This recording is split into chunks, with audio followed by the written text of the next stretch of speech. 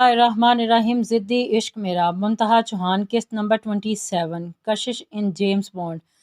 हाजिक बेटा कहाँ हैं आप जानते हैं इस वक्त आपको यहाँ होना चाहिए था। शहरयार साहब को हाजिक का वहाँ ना होना सख्त खटका था। बाबा सेकंड ब्रांच में हूँ, वहाँ काम बहुत ज़्यादा है। मेन ब्रांच में वहाँ यामीन है, वो सब देख लेगा, आपको फ़िक्र करने की ज़रूरत नहीं है। साहिल समंदर बैठे वो इनसे झूठ बोल रहा था। हाजिक आप मेरे बेटे हैं और मैं चाहता हूँ कि इस लम्हे आप मेरे साथ हों। उन्होंने बहुत मान से कहा। कुछ पल खामोशी की नज़र हो गए। बेटा, बाप को सबसे ज़्यादा बेटे की ज़रूरत होती है। उम्मीद करता हूँ ज़्यादा इंतज़ार नहीं करना पड़ेगा। शहरयार साहब ने कॉल बंद कर दी।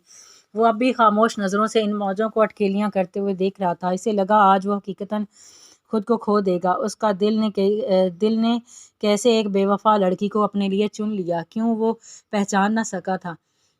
बस यही दुख इसे अंदर ही अंदर खाए जा रहा था। वो वहाँ नहीं जा सकता था। इसका वहाँ जाना इन्हीं के हक में बुरा था। वो वहाँ जाके अपना सब्र खो के कोई तमाशा नहीं करना चाहता था। इसलिए शहरयार साहब की नाराज़गी को भी अफोर्ड कर सकता था। वहीं बैठे गुजरे लम्हों में जी रहा था। ये कैसी मोहब्बत थी जो मिल भी तो फिर से खोने के लिए, मिली भी तो खोने के लिए। काश वो मिलती ही ना, वो मिलके फिर से खो गई। आंख से एक आंसू झलका और लबों पे ज़ख्मी मुस्कुराहट। वो तो कहता था कि इसे बहुत सी दुआएं आती हैं, क्या बिछड़ कर फिर से मिलने की दुआ इसे याद नहीं। आईने में खुद को दुल्हन के रूप में देखती इसका दिल बस हाजिक को ही पुकारे जा रहा था। वो नहीं चाहती थी कि वो इसे याद करे, मगर दिल उसका सुन कब रहा था। वो तो बेलगाम इसी के नाम पे धड़के जा रहा था, इसी के लिए तड़पे जा रहा था। ए अल्लाह, कोई मुआवजा कर दे, मेरा दिल बदल दे या इसे मेरा कर दे। वो बस अल्लाह से दुआएं मांग रही थी। कुछ ही देर में इसका आदल से निकाह था और वो खुद को बेबस पा रही थी। वो रोना नहीं चाहती थी, लेकिन आंसू बहे जा रहे थे। जमीला बेगम भी आज इससे नज़रें नहीं मिला पा रही थी। इसे लगा कहीं ना कहीं वो अपनी बेटी के साथ गलत कर गई हैं। शायद अगर वो कुछ उसकी पसंद पूछ लेती तो आज वो खुश होती। उसकी माँ होके इसे मोहब्बत का दावा करने के बावजूद इसे दुख दे गई। जबकि शहरयार ने इतनी जल्दी इसके चेहरे की बेरौनकी देख ली। मैं क्यों ना समझ पाई। उफ मेरे अल्लाह, मैं कैसे मैं इम्तहान लेने जा रही हूँ अपनी ही औलाद से। जमीला बेगम अपने ही ज़मीर की अदालत में आज खड़ी खुद को कसूरवार ठहरा रही थी। अनाशे के पास वो ढीले कदमों से गईं।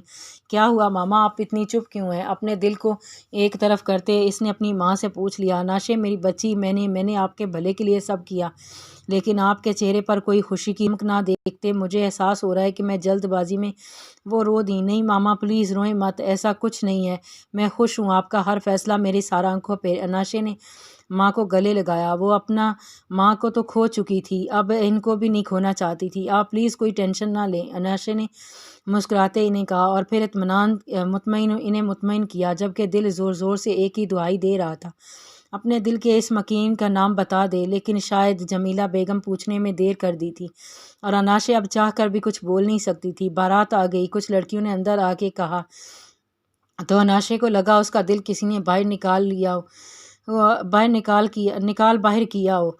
उसकी सांस लेना दुश्वार हो गया था, लेकिन इसने कुछ जाहिर ना होने दिया। जमीला बेगम इसके हाथ चूमती बाहर निकली, जहां आदिल की मामा से मिलती मेहमानों को वेलकम करने लगी।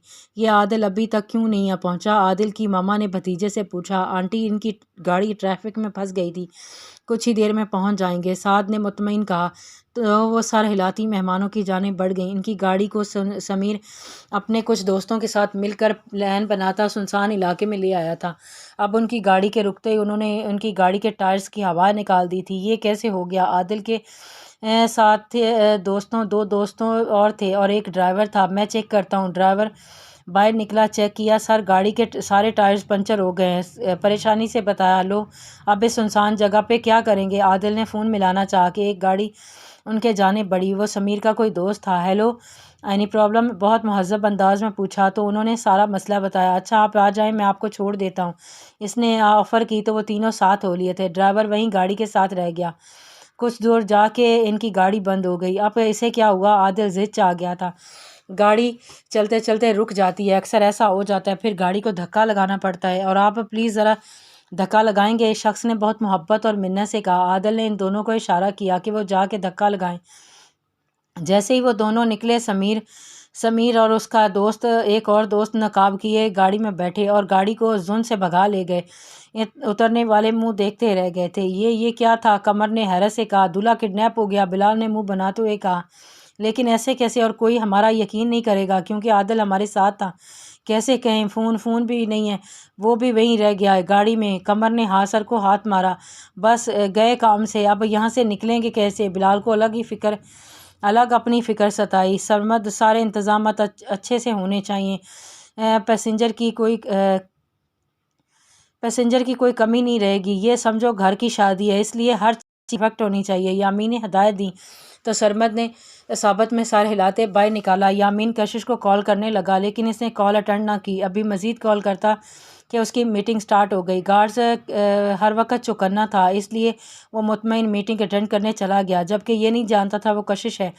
گارڈز کو چکمہ دے کے نکلنا اس کے بائیں ہاتھ کا کھیل تھا، وہ کھیل چکی تھی۔ ہاں، کدھر ہے وہ نمونہ؟ کشش نے سمیر سے پوچھا۔ وہ وہاں کرسی کے ساتھ باندھا عادل کی طرف اشارہ کیا۔ اس کی آنکھوں پر پٹی بندھی ہوئی تھی اور منہ پر ٹیپ تھا۔ چلو اب اس کا حساب کرتے ہیں۔ کشش دو ہاتھ کرنے اس کے طرف بڑھی۔ وہ سنسان علاقے میں کسی کچے گھر میں موجود تھے جہاں کوئی دور تک زئی روح نہ تھی سوائے ان کے۔ مسٹر عادل کیسا لگ رہا ہے یہاں؟ سمیر نے کشش کے بتائے ہوئے الفاظ اونچی لیکن کراہت آواز میں بولے تھے۔ یہ بول کیوں نہیں رہا؟ سمیر نے سوچنے والے انداز میں کہا تھا۔ کشش نے اس کے سر پر پہلے سے چت رسید کی تھی۔ منہ پر ٹیپ لگا کے روکے گئے تو وہ بولے گا نا؟ کشش نے اس کے کان میں سرگوشی کے انداز میں کہا۔ سمیر نے اس کے منہ سے ٹیپ اتاری۔ کون ہو تم لوگ اور کیوں کڈنیپ کیا مجھے؟ عادل نے منہ کھولتے ہی پوچھا تھا۔ سمیر نے کشش کی طرف دیکھا۔ اس سے کہو اگر جان پیاری ہے تو جیسا ہم کہیں گے ویسا کرنا پڑے گا، ورنہ گولی اندر بھیجے کے باہر۔ کشش نے اس کے کان میں کہا۔ اب مسٹر عادل جیسا کہا جائے ویسا کرو ورنہ بھیجا اندر گولی باہر۔ سمیر جلدی میں کچھ غلط کہہ گیا تھا۔ کشش نے سر پر ہاتھ مارا۔ گولی اندر اور تمہارا بھیجا باہر۔ سمیر نے فوراً تصحیح کی تھی۔ کیا چاہتے ہو؟ عادل نے فوراً پوچھا۔ کشش پھر سمیر کے کان میں کچھ بولی۔ تمہیں فون کرنا پڑے گا اپنے باپ کو کہ تم یہ شادی نہیں کر سکتے، تم کسی اور سے پیار کرتے ہو۔ اس بار سمیر نے ہر لفظ صحیح ادا کیا تھا۔ اور میں ایسا کیوں کروں گا؟ عادل نے تیکھے انداز میں پوچھا۔ اپنی جان کی سلامتی کے لیے۔ اور کس لیے؟ سمیر نے بھی اسی کے انداز میں کہا۔ کچھ پل یوں ہی خاموشی میں گزر گئے۔ میں ایسا کچھ نہیں کرنے والا، تمہیں مارنا ہے تو مار دو۔ عادل نے بھی انہیں اپنا فیصلہ سنایا۔ کشش نے ایک گھوری سے اسے نوازا اور سمیر کے کان میں پھر سے آرڈر دیا۔ جان تمہاری نہیں تمہارے باپ کی جائے گی، میرے شوٹرز کے نشانے پہ ہیں۔ وقت نہیں ہے، زیادہ سوچو اپنے آپ سے نہ صحیح اپنے باپ سے تو پیار کرتے ہو نا؟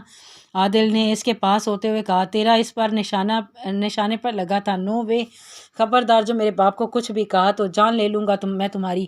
عادل جھٹپٹایا تھا۔ کشش اور سمیر نے ایک دوسرے کو وکٹری کا سائن دیا تھا۔ باپ کی زندگی اور موت تمہارے ہاتھ میں ہے۔ اگر تم فون نہیں کرو گے تو میرا فون جائے گا، تمہارا باپ میں تمہارے گھر میں صفائے ماتم بچ جائے گی۔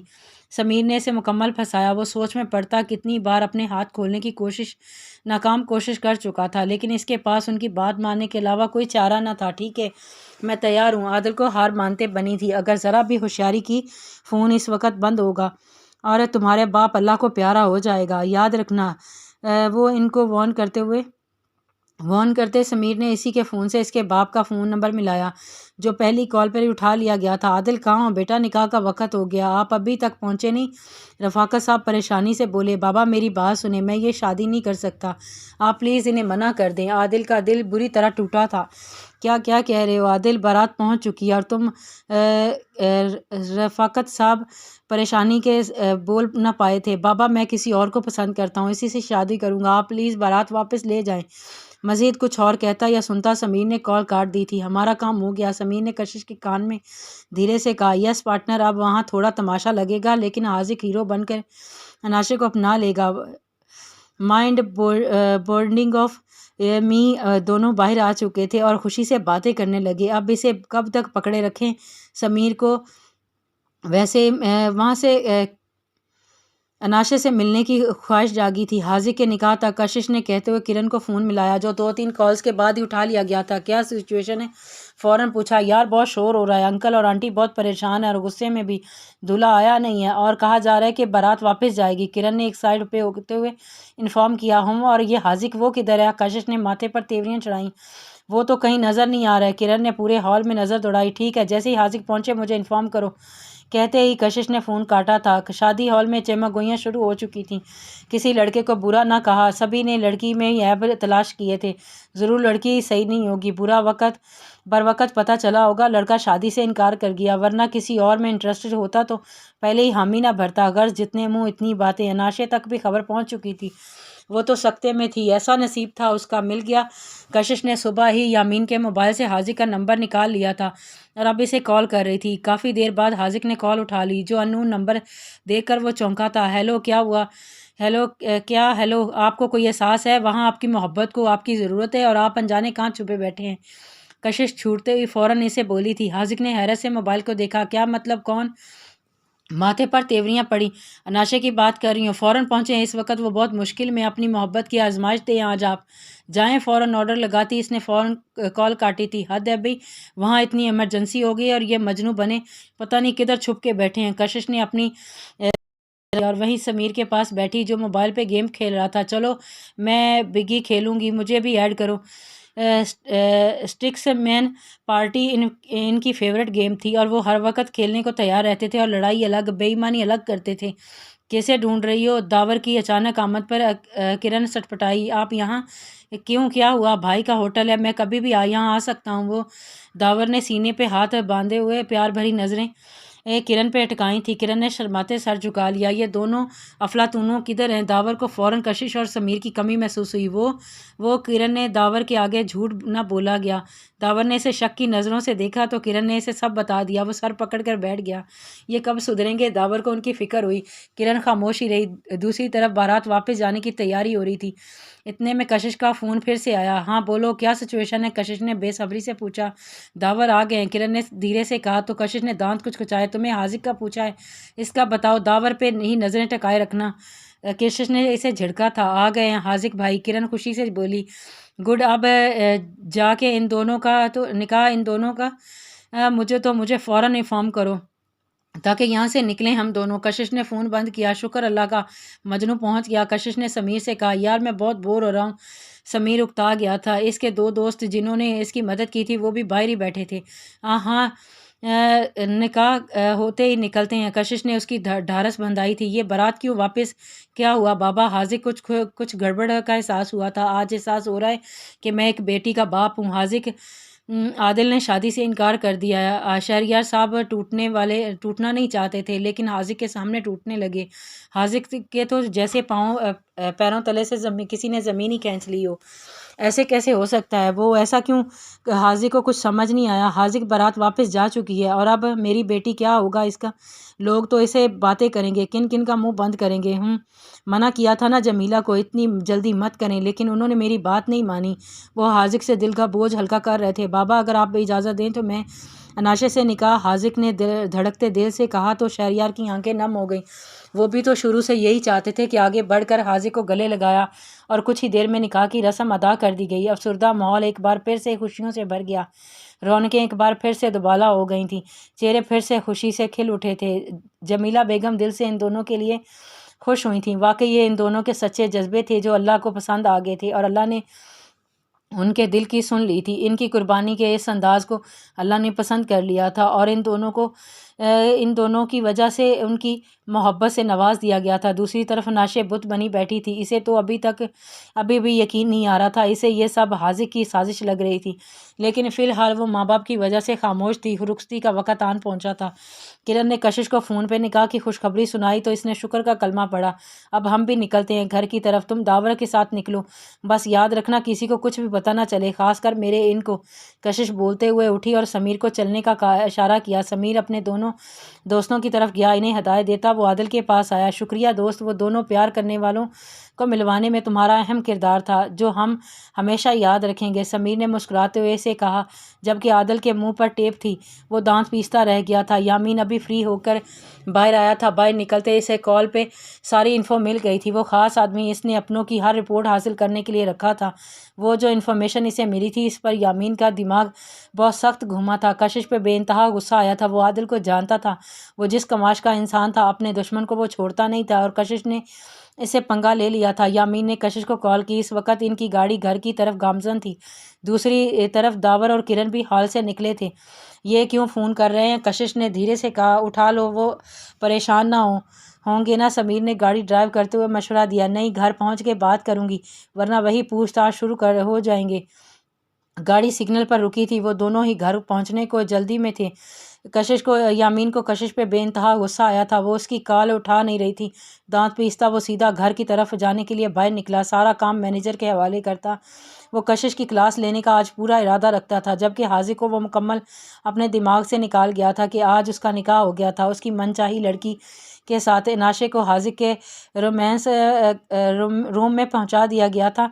जमीला बेगम इसके लिए बहुत खुश थीं। बिलाखिर अल्लाह ने उनकी बेटी का मान रख लिया था। अनाशे, बेटा मैं आपके लिए बहुत खुश हूँ।